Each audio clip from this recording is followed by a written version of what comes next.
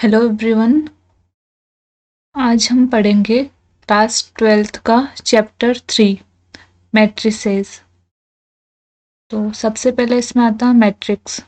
तो what is a matrix?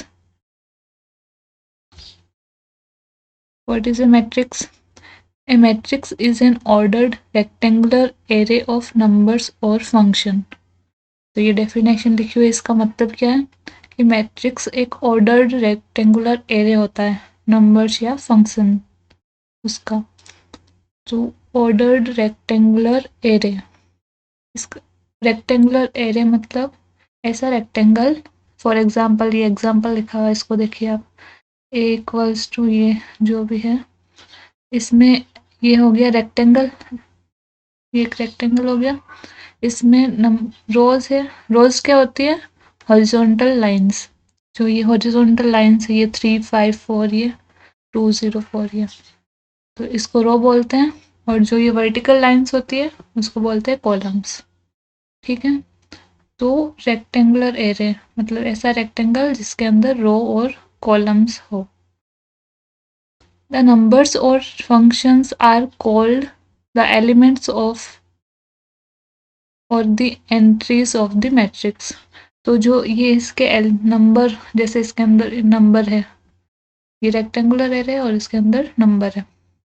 तो इन numbers या तो यहाँ पर नंबर होंगे या फंक्शन होंगे, तो इसको बोलते हैं हम एलिमेंट्स ऑफ द मैट्रिक्स। जो एलिमेंट्स होते हैं मैट्रिक्स को, इसको उनको स्मॉल लेटर से डिनोट करते हैं, स्मॉल ए स्मॉल बी स्मॉल सी।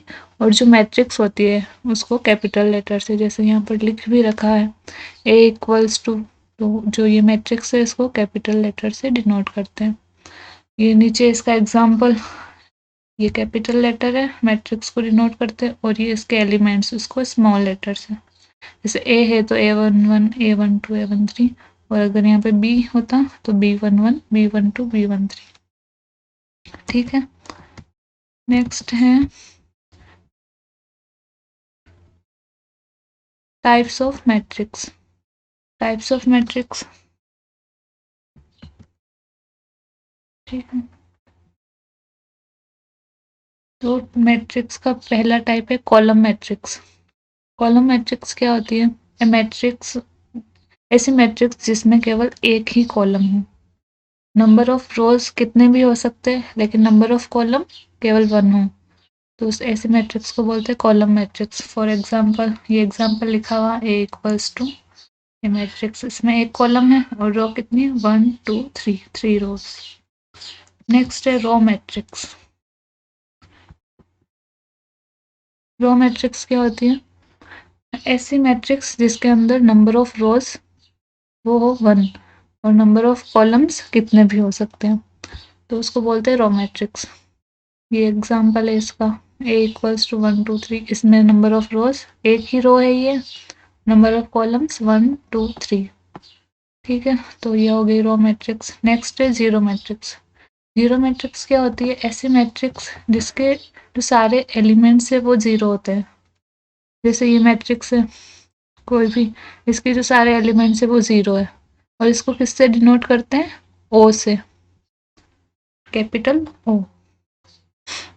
ठीक है। नेक्स्ट है स्क्वायर मैट्रिक्स। स्क्वायर मैट्रिक्स क्या होती है? ऐसी मैट्रिक्स जिसमें number of columns equal to number of row, जिसमें नंबर ऑफ कॉलम्स और नंबर ऑफ रोज दोनों बराबर हो।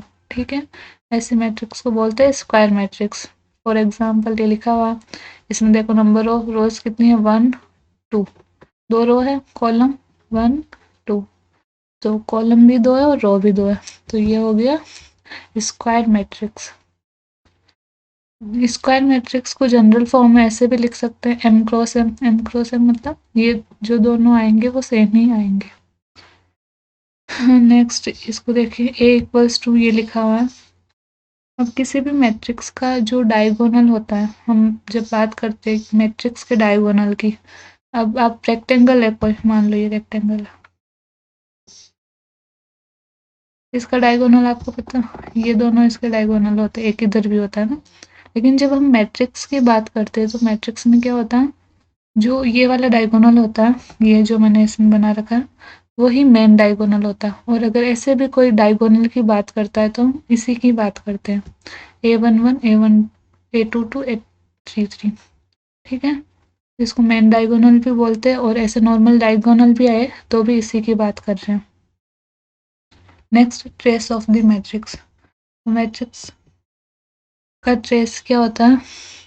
जब मैट्रिक्स के जो डायगोनल के एलिमेंट्स है उसको ऐड कर देते हैं तो वो उसको बोलते हैं मैट्रिक्स का ट्रेस।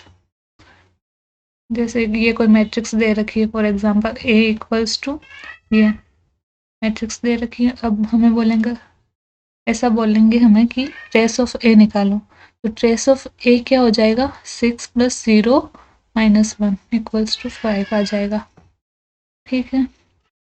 नेक्स्ट है डायगोनल मैट्रिक्स। तो डायगोनल मैट्रिक्स क्या होती है? A square matrix is said to be a diagonal matrix अगर उसके जो नॉन डायगोनल एलिमेंट्स है सारे वो ज़ीरो हो जाए, ठीक है। जैसे फॉर एग्जांपल इसको देखिए आप, A इक्वल्स टू ये दे रखा है, इसमें केवल इसमें जो नॉन डायगोनल एलिमेंट्स हैं, मतलब जो डायगोनल पे नहीं है, ये अपना डायगोनल हो गया, ये दोनों ज़ीरो। इसमें भी देखिए जो नॉन डायगोनल एलिमेंट है वो ज़ीरो है। नेक्स्ट है स्केलर मैट्रिक्स। स्केलर मैट्रिक्स क्या होती है? ऐसी डायगोनल मैट्रिक्स जिसके जो एलिमेंट्स है डायगोनल के वो सेम हो, ठीक है। जैसे यहाँ पर 2 है तो ये एग्जांपल है इसका, A इक्वल्स टू, यहाँ पर 2 है, यहाँ पर भी 2 होगा, यहाँ पे मान लो 5 है तो यहाँ पर भी 5 होगा। तो डायगोनल के एलिमेंट्स है वो सेम हो। और ये भी देख लो आप, यहाँ पर तीनों सेम है। नेक्स्ट है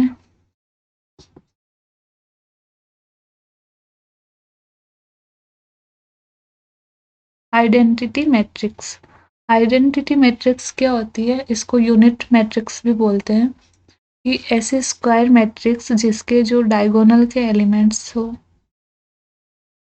या ऐसे स्क्वायर जिसमें डायगोनल, ऐसे स्क्वायर मैट्रिक्स जिसमें डायगोनल के सारे एलिमेंट्स 1 हो, और जो अदर जो सारे हो वो 0 हो, तो उसको बोलते हैं आइडेंटिटी मैट्रिक्स। डायगोनल के जो सारे एलिमेंट्स है वो कितना हो? 1 हो, और बाकी सारे 0, non diagonal elements are 0। Next है इक्वलिटी ऑफ मैट्रिक्स, कि हम दो मैट्रिक्स को कैसे इक्वल कर सकते हैं, या कोई भी दो मैट्रिक्स दे रखी है तो हम कैसे कंपेयर करेंगे कि वो दोनों इक्वल है या नहीं। तो इसके लिए हम दो चीज़ें देखते हैं कि जो दोनों मैट्रिक्स है, किन्हीं भी दो मैट्रिक्स को इक्वल करने के लिए क्या चाहिए, कि उनका ऑर्डर सेम होना चाहिए। ऑर्डर अभी हमने पढ़ा नहीं, तो आगे मैं बताऊंगी ऑर्डर क्या होता है। ऐसे अभी के लिए बता देते हैं, ये इसको बोलते हैं ऑर्डर। ये 2 क्रॉस 2 जो भी दे रहे, यहाँ पर जो भी लिखा होता है उसको बोलते हैं ऑर्डर। से number of rose cross number of columns, ये हो गया ऑर्डर, ठीक है। तो इनका जो जिन भी दो मैट्रिक्स को इक्वल करना उनका ऑर्डर सेम होना चाहिए। सेकंड, कि जो एक दोनों के करस्पॉन्डिंग जो एलिमेंट है वो भी सेम होने चाहिए। जैसे ए और बी को मैं इक्वल कर रही हूँ, तो जो इसका ये वाला एलिमेंट है A11 should be equal to 0, A12 should be equal to 4, A21 equal to 6 and A22 equal to 9, ठीक है। यहाँ पर लिख भी रखा है।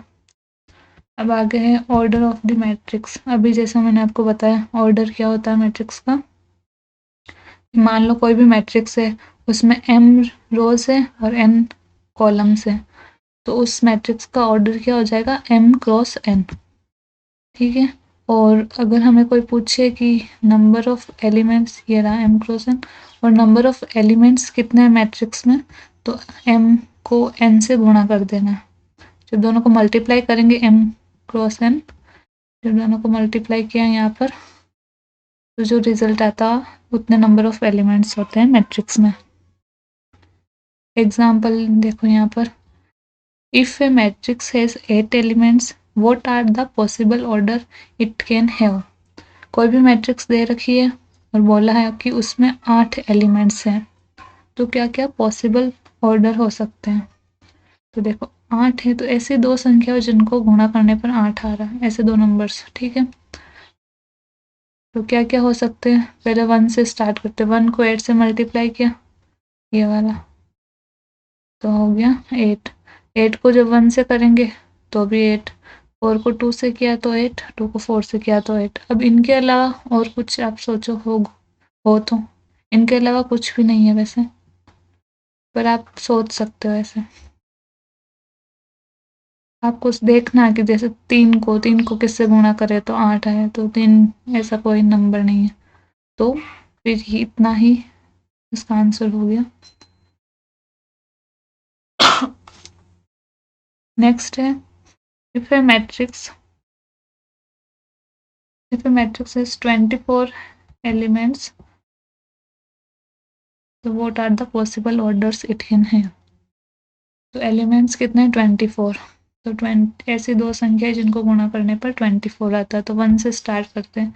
तो 1 को जब 24 से मल्टीप्लाई किया तो 24, फिर 24 को 1 से किया तो भी 24, 2 को 12 से किया तो 24, 12 को 2 से किया तो भी 24, 3 को 8 से 24, 8 को 3 से 24, ऐसे 6 को 4 से किया और 4 को 6 से किया, ठीक है। तो ये सारे पॉसिबल जो केसेस है, ऐसी दो संख्या है जिनको मल्टीप्लाई करने पर 24 आ रहा, वो लिखना है हमें, ठीक है। नेक्स्ट है ऑपरेशन ऑन मैट्रिसेस। मैट्रिक्स है, मैट्रिक्स होती है उस पर क्या क्या ऑपरेशन अप्लाई कर सकते हैं। फर्स्ट है एडिशन ऑफ मैट्रिसेस, कि दो मैट्रिक्स है उसको ऐड कैसे करते हैं। तो ऐड करने के लिए सबसे पहले तो दोनों मैट्रिक्स है उसका ऑर्डर सेम होना चाहिए। यहाँ पे 2x3 है तो ये भी 2x3 की ही होनी चाहिए, तभी वो दोनों ऐड होंगी। और ऐड कैसे करते हैं, उनके करस्पॉन्डिंग जो एलिमेंट है उनको ऐड करना। जैसे ए का ये 2 है, उसमें बी का ये 1, इसको ऐड करेंगे तो कितना हो गया 3।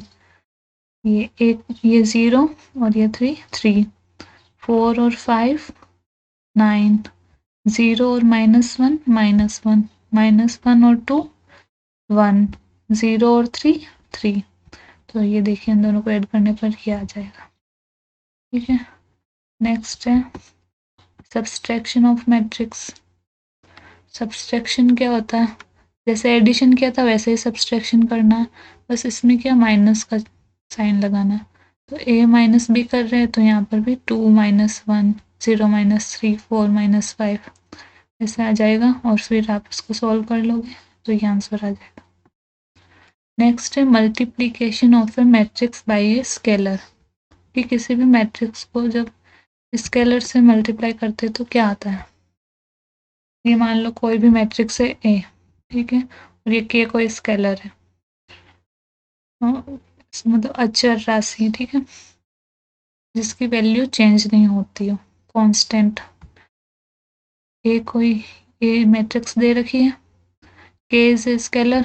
जब के को ऐसे मल्टीप्लाई करेंगे तो ये कैसे मल्टीप्लाई होगा कि इस ए का जो एलिमेंट है, ईच एलिमेंट ऑफ दी है, उससे जाके मल्टीप्लाई होगा के।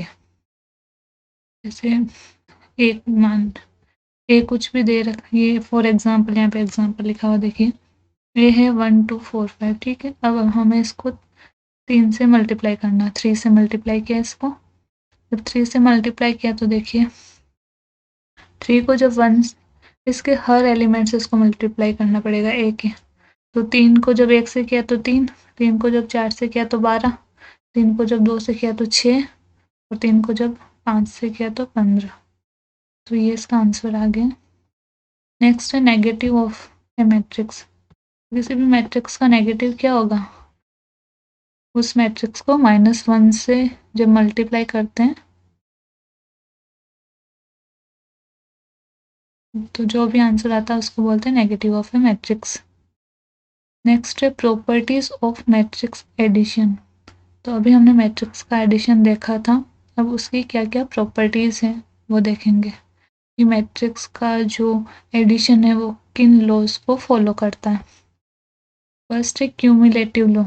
तो क्यूमुलेटिव लॉ को फॉलो करता है जैसे for example A plus B equals to B plus है, और भी मैट्रिक्स है ए और बी, तो ए के अंदर बी को जोड़ो या बी के अंदर ए को जोड़ो, सेम ही आंसर आएगा। सेकंड है एसोसिएटिव लॉ। एसोसिएटिव लॉ क्या होता है कि पहले ए और बी को जोड़ा फिर उसमें सी जोड़ रहे हैं, वो इक्वल होगा कि पहले बी और सी को जोड़ा फिर उसमें ए जोड़ रहे हैं, तो इसको बोलते हैं एसोसिएटिव लॉ। इसको भी फॉलो करता है एडिशन। नेक्स्ट है एडिटिव आइडेंटिटी। एडिटिव आइडेंटिटी क्या होती है कि ऐसे मैट्रिक्स जिसको इसी मैट्रिक्स में ऐड करने पर वापस हमें वही मैट्रिक्स मिल जाती है। ठीक है, जैसे कोई मैट्रिक्स ए है, इसमें मान लो हमने 0 मैट्रिक्स ऐड किया ये ओ, तो हमें ए आ गया, यहाँ पर ए आ गया वापस, तो यहाँ पे जो ये ओ है 0 matrix, this is a additive identity. Next है एडिटिव इनवर्स। एडिटिव इनवर्स क्या होता है, ऐसी मैट्रिक्स जिसको किसी मैट्रिक्स में ऐड करने पर हमें 0 मैट्रिक्स मिलता हो। ठीक है, जैसे कोई मैट्रिक्स ए है, इसके अंदर अगर हम माइनस ए को ऐड करेंगे तो हमें क्या मिलेगा, 0 मैट्रिक्स। नेक्स्ट है मल्टीप्लिकेशन ऑफ मैट्रिसेस। तो अब देखिए, अभी तक जो भी हमने देखा था वो इजी था, अब जो मल्टीप्लिकेशन है मैट्रिसेस का वो थोड़ा सा ऐसे टफ तो नहीं बोलेंगे बट थोड़ा सा बड़ा बोल सकते हैं, वो होगा आपके लिए। तो मल्टीप्लिकेशन के लिए सबसे पहले तो क्या क्या ज़रूरी चीज़ें हैं, मान लो फॉर एग्जांपल ए है, ये मैट्रिक्स ए कोई मैट्रिक्स है, ए आई से, और उसका जो ऑर्डर है वो एम क्रॉस एन है। बी कोई मैट्रिक्स है, बी जे के, और उसका जो ऑर्डर है वो है एन क्रॉस पी। तो इन दो मैट्रिक्स को मैं कब मल्टीप्लाई कर सकती हूँ, कैसे कब करूँगी, जब ए के जो नंबर ऑफ कॉलम्स है ये एन, वो इक्वल हो बी के नंबर ऑफ रोज के एन, इसमें इक्वल है, इसमें कॉलम ए का कॉलम कितना एन और बी में रोज कितनी है ये एन। ठीक है, दोनों इक्वल है, तो देखो ये दोनों इक्वल है तो इनको हम मल्टीप्लाई कर सकते हैं। मल्टीप्लाई करने के बाद में जो रिजल्ट आता है ए बी आया जो भी हमारा रिजल्ट, तो उसका जो ऑर्डर होगा वो क्या होगा, एम क्रॉस पी, उसका ऑर्डर होगा एम क्रॉस पी। ठीक है, इसको कैसे लिखना, जैसे ए का ऑर्डर है वो लिख दिया एम क्रॉस एन, बी का लिख दिया एन क्रॉस पी। पहले तो चेक करना है ये दोनों इक्वल है, ये दोनों जब भी आपको मल्टीप्लिकेशन देगा तो इक्वल ही होंगे, और जो आउटपुट आएगा उसका देख लेना ऑर्डर हमेशा एम क्रॉस पी ही होगा। फॉर एग्जाम्पल अब देखिए एग्जाम्पल कि कैसे करते हैं मल्टीप्लाई दो मैट्रिक्स को। ठीक है, ए है, ए कोई मैट्रिक्स है ये वाली, बी ये मैट्रिक्स है, दोनों को मल्टीप्लाई करना, ए बी निकालना, ए बी के लिए ये ए लिख दिया, ये बी लिख दिया। अब देखिए यहाँ पर जो ये वाली रो है, फर्स्ट रो ए की, इसको देखें, इसका जो फर्स्ट एलिमेंट है टू को पहले इसकी जो ये वाली रो है फर्स्ट रो को इसके फर्स्ट कॉलम बी के जो कॉलम है उससे मल्टीप्लाई करना, फिर इसी रो को इसके सेकंड कॉलम से मल्टीप्लाई करना, फिर इसकी जो सेकंड रो है उसको फर्स्ट कॉलम से मल्टीप्लाई करना, और फिर इसकी सेकंड रो को इसके सेकंड कॉलम से मल्टीप्लाई करना। अब देखिए मैं करके बताती हूँ आपको।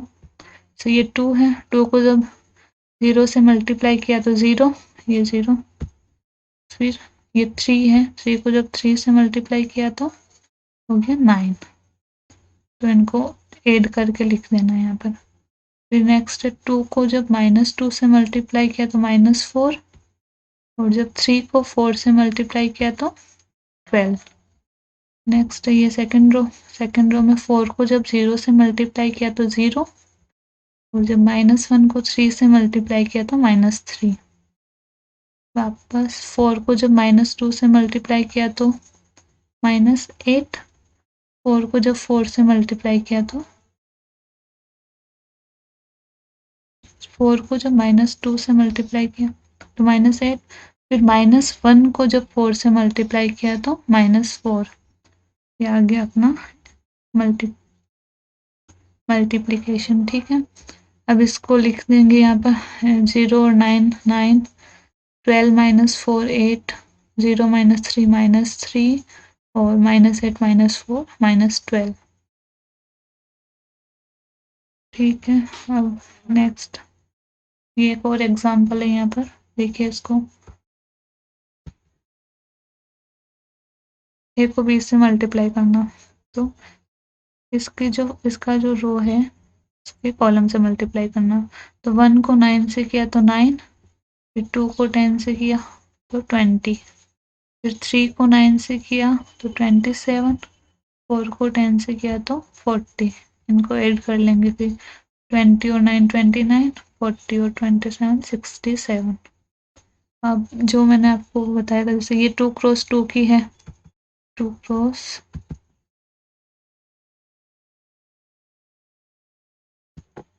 2, और ये है 2 क्रॉस 1 की, 2 क्रॉस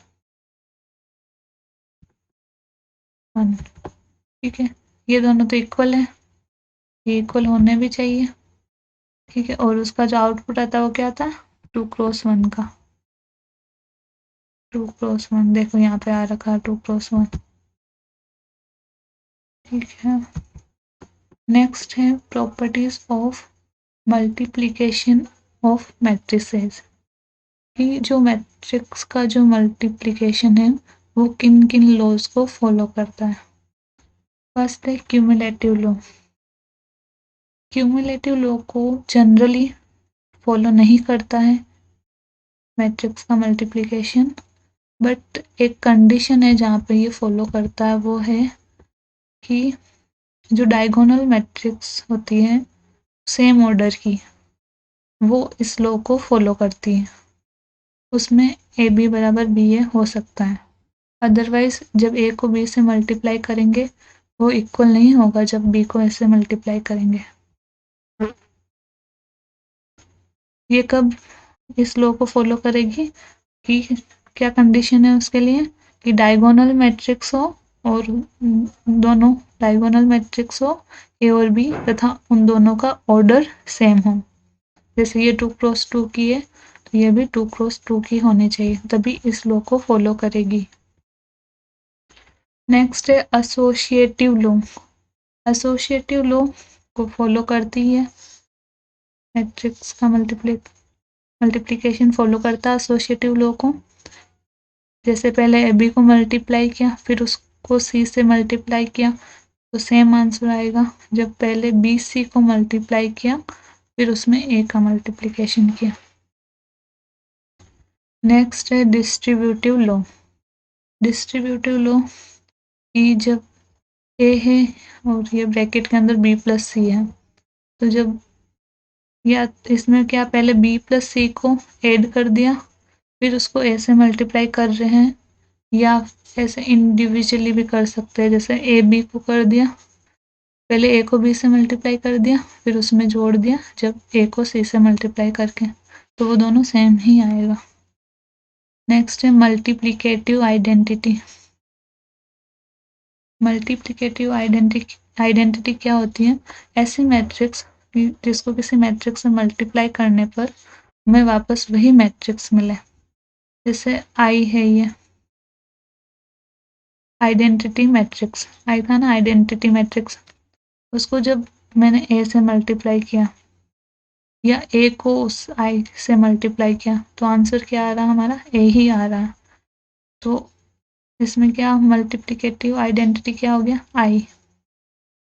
एक्सपोनेंशियल लो। एक्सपोनेंशियल लो क्या होता है कि हमें जब ए स्क्वायर फाइंड करना मान लो, तो ए स्क्वायर कैसे फाइंड करेंगे, एक एक कोई मैट्रिक्स है उसको वापस उसी मैट्रिक्स से मल्टीप्लाई कर देंगे, तो ए स्क्वायर आ गया। ए क्यूब निकालना है तो ए को 3 बार मल्टीप्लाई करना पड़ेगा, ए 4 तो ए को 4 बार।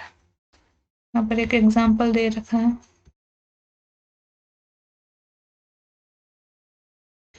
ए दे रखा हमें 0 4 0 0। फाइंड क्या करना है, ए की पावर 16। तो ए की पावर 16 को ए की पावर 14 डॉट ए स्क्वायर ये लिख सकते हैं। ठीक है, तो इसमें हम पहले ए स्क्वायर निकाल लेते हैं। ए स्क्वायर कैसे निकालेंगे, ए को ऐसे मल्टीप्लाई करना, ये लिखते हैं, इसको ऐसे मल्टीप्लाई कर रहे हैं। 0 को 0 से किया तो 0, फिर इस 0 को 4 से किया तो भी 0, फिर इस 0 को 0 से किया तो 0, इस 0 को इस 0 से किया तो भी 0, फिर 4 को जब 0 से किया तो आ गया 0, और फिर 0 को 4 से किया तो भी 0, फिर 4 को जब 0 से किया तो 0, और 0 को जब 0 से मल्टीप्लाई किया तो 0। तो कुल मिला के सब 0 हो गया है यहाँ पर, तो 0 मैट्रिक्स आ गई है हमारे पास। अब 0 मैट्रिक्स को किसी भी मैट्रिक्स से मल्टीप्लाई करेंगे तो आंसर क्या आएगा, 0 मैट्रिक्स। तो इस नहीं तो आप ही सोचो, A16 मतलब ए को 16 बार गुणा तो कैसे करते हैं, तो इसमें इस टाइप से करना है। अब जैसे कोई डायगोनल मैट्रिक्स है, कोई ए, ये दो ए, इसको ए मान लो, इसको बी मान लो, तो ये दो कोई डायगोनल मैट्रिक्स है, तो डायगोनल मैट्रिक्स को, और वो भी डायगोनल मैट्रिक्स को कैसे मल्टीप्लाई कर सकते हैं, इसका शॉर्टकट है ये, ए को डायरेक्ट सी से कर दो, ए सी, फिर ये 0 0 आ गया, फिर 0 को 0 से कर दिया, 0 को 0 से किया 0, फिर बी को डी से कर दो, बी डी, यही आंसर आता है। नेक्स्ट है ट्रांसपोज ऑफ ए मैट्रिक्स। किसी भी मैट्रिक्स का ट्रांसपोज क्या होता है कि उस मैट्रिक्स की जो मैट्रिक्स के जो इंटरचेंज कर देते हैं रोज और कॉलम को, जैसे इसमें ये रो है अभी तो इसको कॉलम बना दिया, ये रो है अभी, ये दोनों यहाँ पर देखो इसको कॉलम बना दिया, तो इंटरचेंज कर देना रोज को कॉलम से और कॉलम को रोज से, जो भी हो उसी को बोलते हैं ट्रांसपोज ऑफ ए मैट्रिक्स। ए कोई एक एग्जांपल देख लीजिए, ए कोई मैट्रिक्स दे रखी है यहाँ पर, तो ए ट्रांसपोज क्या होगा, ये इस रो, ये रो है, ये कॉलम बन गया, ये भी रो है, ये भी कॉलम बन गया। ठीक है, तो ये हो गया है ट्रांसपोज। अब नेक्स्ट क्या है, properties of transpose of the matrices.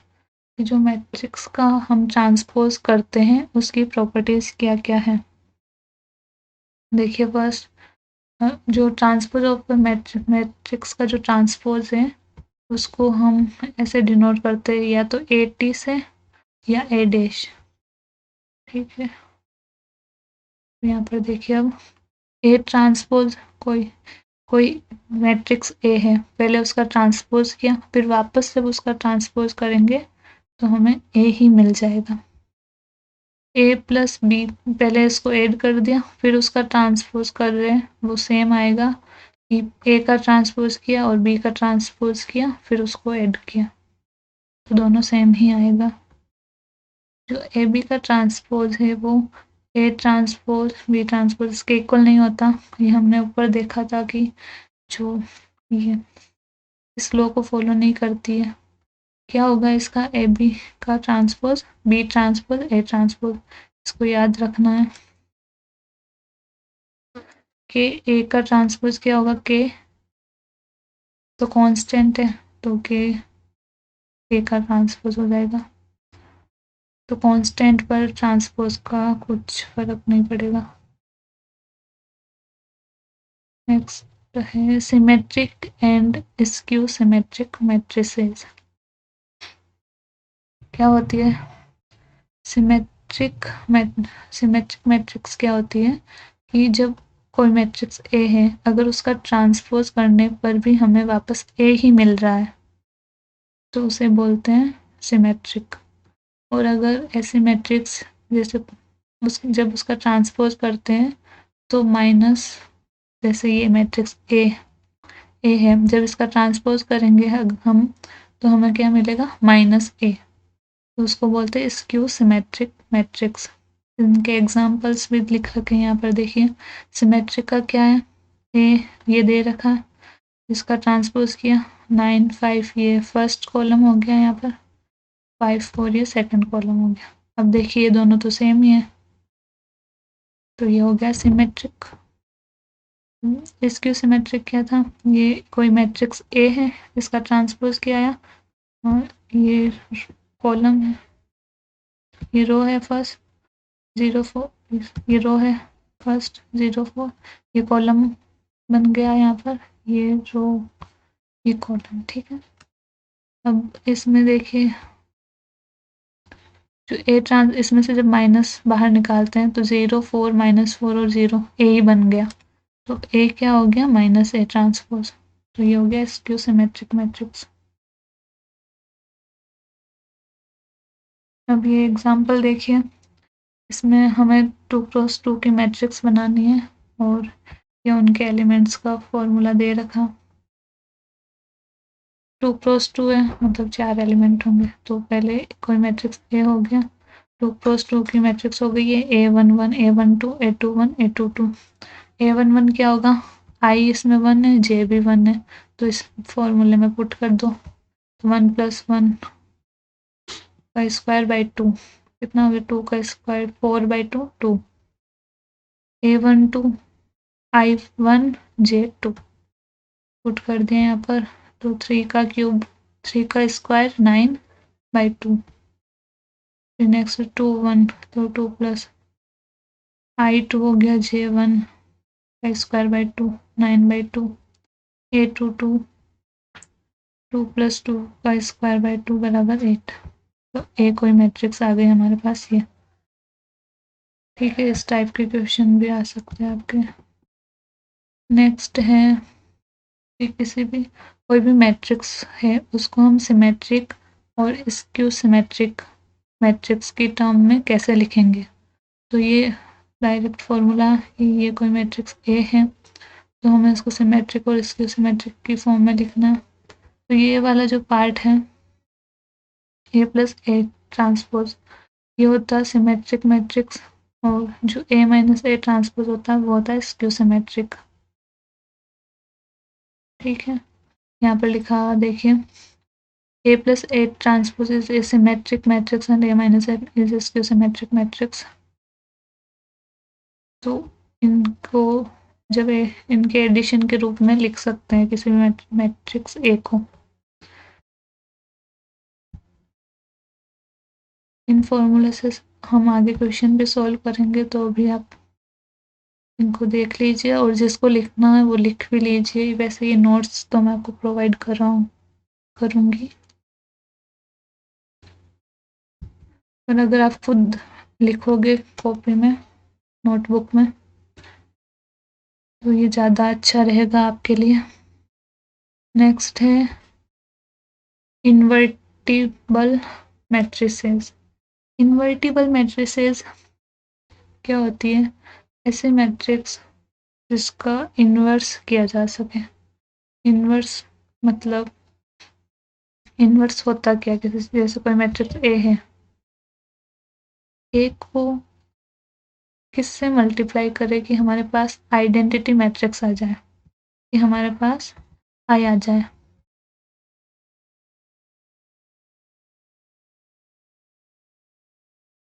आई बड़ा हो गया,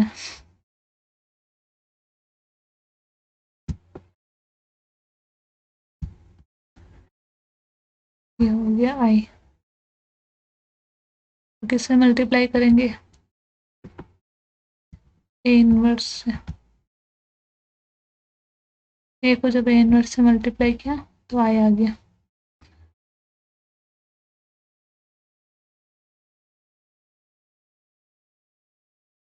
ठीक है। अब नेक्स्ट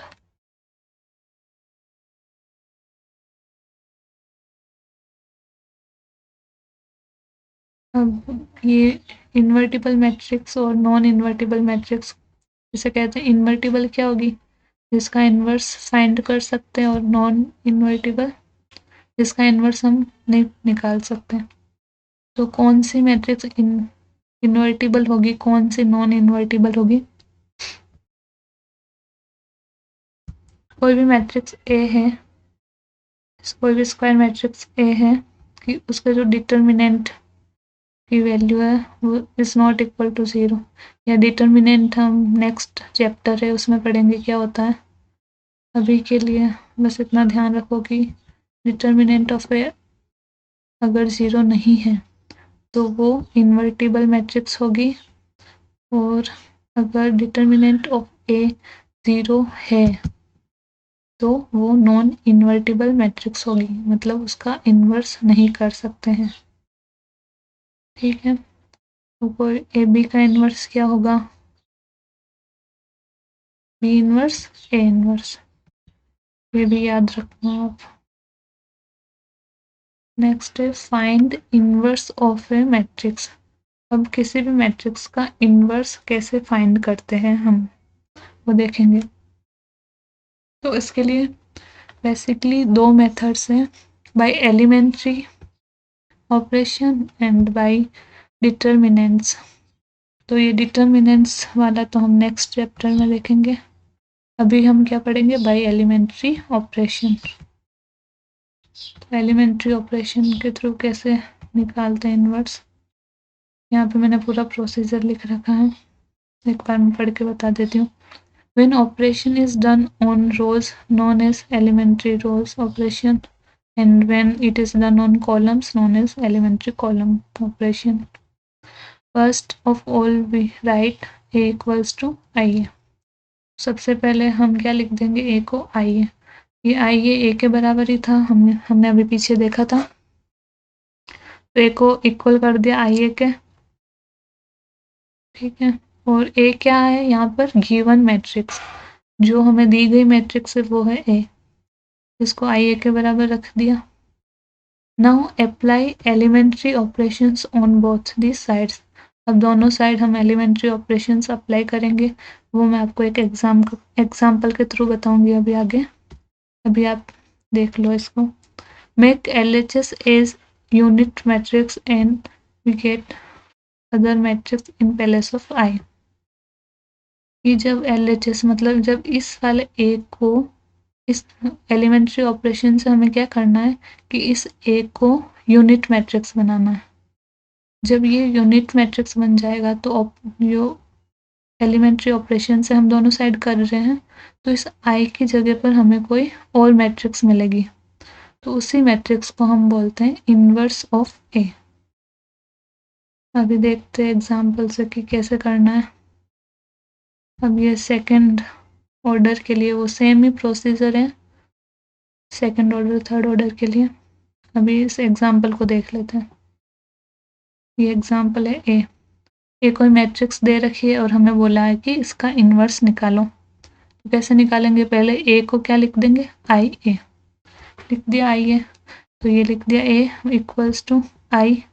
इस ए को फिर ए ही रखना है, इसकी वैल्यू नहीं रखनी है फिर इधर। इसको आई को क्या रखेंगे? 1001, फिर ये ए। अब इसमें एलिमेंट्री ऑपरेशंस अप्लाई करके इसको क्या बनाना है? यूनिट मैट्रिक्स, ठीक है। ये यहाँ पर तो 1 नहीं है, फिर यहाँ पर 0 होता है, तो इसको 2 की जगह हमें 0 लाना। 2 की जगह 0 कैसे आएगा? कि हम कहाँ कर रहे हैं ऑपरेशन? R2 के अंदर क्या करेंगे? R2 माइनस 2R1, मतलब 2 माइनस 2 इंटू 1 कितना हो गया? 0। यहाँ पर 0 हो जाएगा, तो अप्लाई कर दो इस ऑपरेशन को बोथ साइड।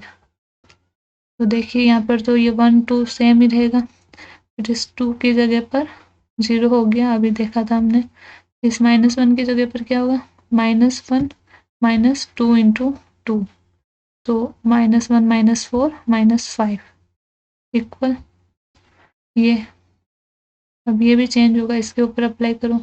इसमें क्या था? R2 0 माइनस 2 R1, तो 0 माइनस 2 -2, और यहाँ पर R2 कितना? 1 माइनस 2 इंटू 0 मतलब 0, तो 1 माइनस 0 1। जैसे ये R2 की बात कर रहे हैं ना कि R2 के ऊपर अप्लाई करना है, तो कि इसका भी R2 होगा और इसका भी R2। LHS में भी R2 और RHS में भी R2 पर ही अप्लाई करना। फिर ये मिल गया। अब नेक्स्ट यहाँ पे 1 होता है, इस -5 की जगह 1 बनाना है, तो कैसे बनाएंगे? -5 की जगह 1। जब इस -5 को मैं -1/5 से मल्टीप्लाई कर दूँ तो 1 आ जाएगा। तो क्या करेंगे, ये R2 है तो R2 को -1/5 से डिवाइड करना, डिवाइड कर दिया, फिर R2। तो यहाँ पर तो ये 1 बन गया, 1 0 1 2। अब इधर अप्लाई करना है, यहाँ पे जब इसको -2 को मल्टीप्लाई किया -1/5 से तो हो गया 2/5 और 1 को किया तो -1/5। अब ये आ गया। नेक्स्ट अब हमारे पास लास्ट टास्क है ये कि इस 2 को 0 बनाना है। इस 2 को 0 कैसे बनाएंगे? ये क्या R1 है तो इस बार R1 के अंदर अप्लाई करना है। तो R1 माइनस ये 1 है, इस 1 को मतलब R1 माइनस 2 R2 कर देंगे तो ये 0 आ जाएगा यहाँ पर। तो ये कर दिया 1 0 0 1। इसमें R1 के अंदर अप्लाई करना है। तो R1 कितना है 1 माइनस यहाँ पे 2R2 मतलब 4/5, 1 माइनस 4/5 1/5 और यहाँ पे 0 माइनस 2 इंटू 1 -1/5 तो 2/5 आ जाएगा। ये आप अपनी नोटबुक में एक बार करके देखिएगा, आपको आ जाएगा समझ में। अगर नहीं आए तो एक बार वापस वीडियो को ऐसे पीछे करके देख लेना, आ जाएगा समझ में, ठीक है। तो इन्वर्स क्या हो जाएगा, हमने क्या देखा था अभी कि यहाँ पर जब I बन जाता है तो यहाँ पर जो भी मैट्रिक्स बनती है वो इस A मैट्रिक्स की इन्वर्स होती है, क्योंकि हमने वो पढ़ रखा A into A inverse equals to I उससे, ठीक है। तो आपका ये चैप्टर 3 यहाँ पर, चैप्टर 3 के जो नोट्स है वो तो मैंने एक्सप्लेन कर दिए हैं। अब जो एक्सरसाइज है वो मैं नेक्स्ट वीडियो में बताऊंगी आपको। वो सारी एक्सरसाइज मैं नहीं करवाऊंगी आपको, सारे क्वेश्चंस नहीं करवाऊंगी, मतलब उस एक्सरसाइज में ऐसे क्वेश्चंस जो इम्पोर्टेंट हैं और जिसके बेसिस पे आप दूसरे क्वेश्चन खुद कर सकते हो वो वाले करवाऊंगी, ठीक है। Thank you.